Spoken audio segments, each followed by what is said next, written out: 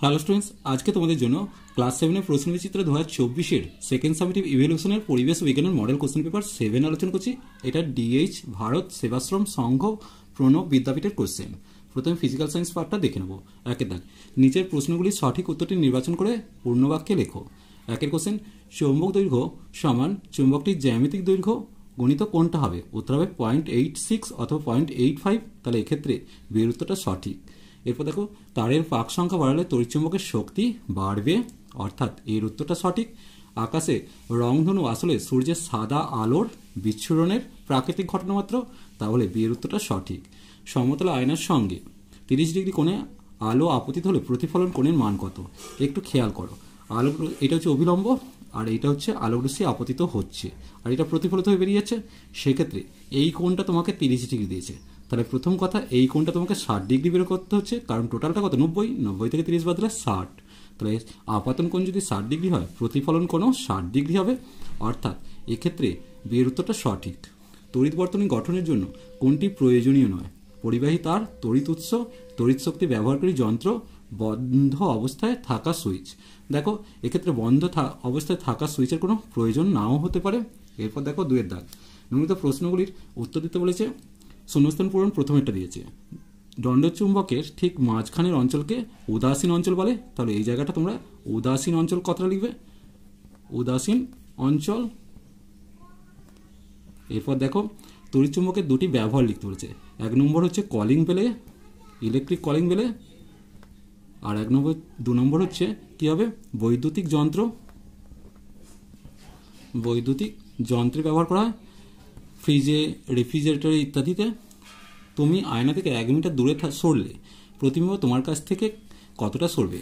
দেখ, যেহেতু আমি আয়না থেকে 1 মিটার সরছি, তাহলে প্রতিবিম্ব 1 মিটার আয়না থেকে সরবে, তাহলে 1 + 1 মানে 2 মিটার সরবে, তাহলে প্রতিবিম্ব তোমার কাছ থেকে 2 মিটার সরবে। এক্ষেত্রে মিটারটা লিখে দিলাম। এরপর দেখো, শূন্যস্থান পূরণ করতে যে মাটিতে ড্রিল করে প্রথম পেট্রোলিয়াম উৎপাদন শুরু হয় ড্যাশ মহাদেশে? উত্তর হবে আমেরিকা মহাদেশে, তাহলে এই জায়গাটা তোমরা আমেরিকা কথাটা লিখবে। এরপর দেখো, 3-এর দাগ দিয়েছে। নিম্নলিখিত প্রশ্নগুলির উত্তর দিতে বলেছে। দেখো কি দিয়েছে, প্রথম কোশ্চেনটা প্রতীক চিহ্ন দ্বারা ব্যাটারি ও খোলা সুইচের চিত্র অঙ্কন করতে বলেছে। তাহলে ব্যাটারি চিত্র হচ্ছে এইভাবে করবে, এটা ঠেকে যাচ্ছে, তাহলে এইভাবে সব থেকে বেটার হচ্ছে এইটা আঁকবে। দেখো, এটা একটা ব্যাটারির চিত্র।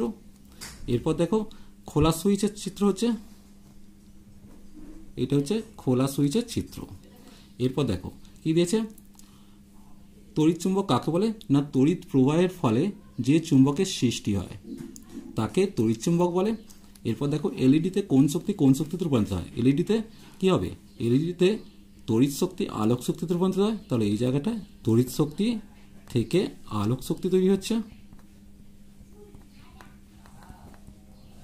এরপর দেখো, ফিউজ তার কি, এর বৈশিষ্ট্য, চলো বই থেকে দেখে নেব। দেখো, যে কোনো বৈদ্যুতিক সার্কিটের নিরাপত্তার জন্য ফিউজ তার ব্যবহার করা হয়।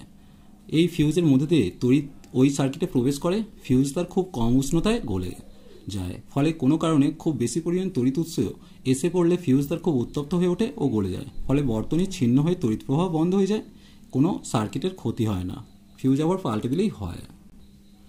এরপর দেখো, আলোর প্রতিসরণ ক্ষেত্রে আলোর রশ্মি ঘনমাধ্যম থেকে লঘু মাধ্যমে প্রবেশ করলে প্রতিসরিত রশ্মির কী পরিবর্তন ঘটে চিত্র সহ অঙ্কন করতে বলেছে। দেখো, এক্ষেত্রে তোমরা এটা দুই মাধ্যমে বিভক্ত লাগলাম। আলোক রশ্মি ঘন মাধ্যম থেকে লঘু মাধ্যমে আসছে, তাহলে এটা ঘন আর এটা লঘু মাধ্যম লিখবে। আলোর রশ্মি ঘন মাধ্যম থেকে লঘু মাধ্যমে প্রবেশ করছে, তার মানে এই পথে যাওয়ার কথা। সরি, এটা তীরচিহ্ন দিয়ে দেখাচ্ছি। এবার খেয়াল করবে, ঘন থেকে যখন লঘুতে প্রবেশ করছে তখন বিভেদ তল থেকে কি হচ্ছে, এই অভিলম্বটা থেকে কি হবে? দূরে সরে যাবে, তাহলে প্রতিসরিত রশ্মিটা এই বরাবর চলে যাচ্ছে, তাহলে এইটা যদি আপাতন কোণ হয়, এইটা হচ্ছে প্রতিসরণ কোণ, অর্থাৎ আপাতন কোণ অপেক্ষা প্রতিসরণ কোণটা বেড়ে যায়। এরপর বায়ু শক্তি কি না, বায়ু প্রবাহের ফলে যে শক্তি সৃষ্টি হয় সেটা হচ্ছে বায়ু শক্তি। এর একটি সুবিধা না, কোনোদিন শেষ হবে না, তাহলে বায়ু শক্তি, এটা শব্দে লিখবে বায়ু শক্তি। একটা বায়ু শক্তি পরিবেশের দূষণ ঘটায় না, তাহলে এটা পরিবেশের দূষণ ঘটায় না। এরপর দেখো, সৌরশক্তি ব্যবহারের একটি সুবিধা।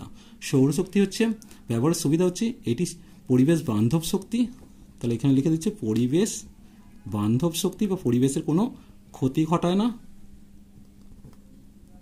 আর এর অসুবিধা হচ্ছে এটা হচ্ছে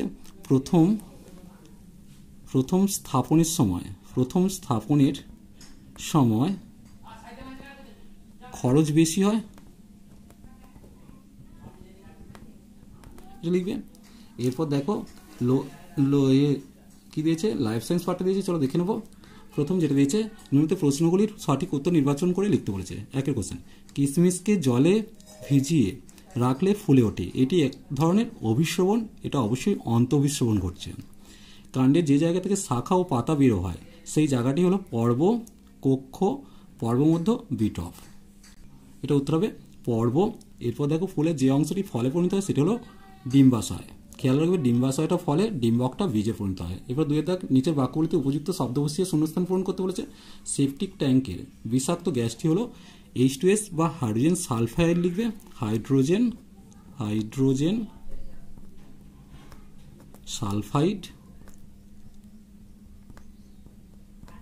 এরপর দেখো তেঁতুলের বীজের অঙ্কুরোদ্গমের সময় বীজপত্র বীজত্বক ফাটে মাটির উপরে উঠে আসে বলে একে মৃদভেদী অঙ্কুরোদ্গম বলে। তাহলে এই জায়গাটা মৃদভেদী অঙ্কুরোদ্গম কথাটা লিখছো। এরপর দেখো আতা এক ধরনের কি হবে, আতা এক ধরনের গুচ্ছিত ফল, তাহলে এই জায়গাটা গুচ্ছিত লিখছো। এরপর দেখো চারাগাছ কাণ্ড তৈরি হয়, চারাগাছের কাণ্ড তৈরি হয় ভ্রূণের ড্যাশ অংশ থেকে, চারাগাছের কাণ্ড তৈরি হয় ভ্রূণের ভ্রূণমুকুল অংশ থেকে, তাহলে এই জায়গাটা ভ্রূণমুকুল লিখবে।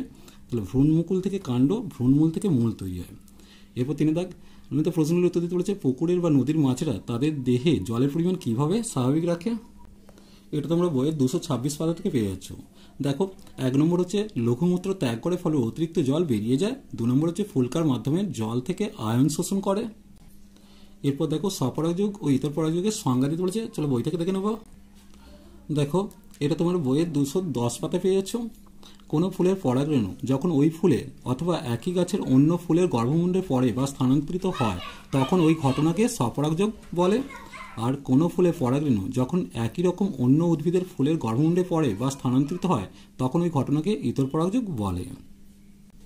চলো আজ এই পর্যন্তই, নেক্সট ভিডিও নিয়ে খুব তাড়াতাড়ি হাজির হবো। ভিডিওটি ভালো লাগলে লাইক শেয়ার কমেন্ট করো, পারলে চ্যানেলটিকে সাবস্ক্রাইব করে নিও। চলো টাটা বাই।